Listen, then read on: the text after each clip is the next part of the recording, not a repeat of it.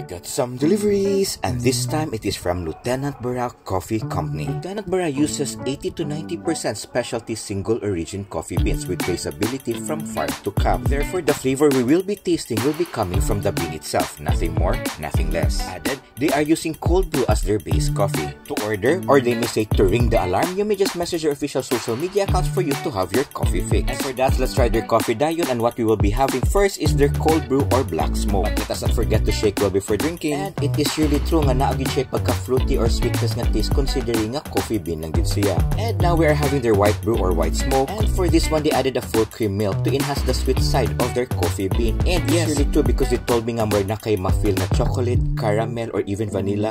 Yes guys, mura gid siya og ice cream. Dili na mayo na kay murag mahurot ra man ako sa usa ka yarok. And if ever you are lactose intolerant, they have this under control. So for this one sa under control, it is just similar sa white smoke, pero they are using a plant-based milk in which they are using an oat milk. And next, I am trying their concentrate in which, yes, it has really a strong taste of the coffee in which mahungganahan ka ng medyo pait-pait siya. And of course, saving the best for the last, we are trying the General Alarm, in which it is a special cold brew nga nasla gisagol nga liquor which is perfect for the coffee. And with the add-on cherry, murag for sure mahurot gyud na akong yarok ba. But always remember guys to drink moderately and of course to brush your teeth after eating. And lastly, to follow me on all my social media accounts, and let us continue to stay safe, stay healthy, and just keep smiling.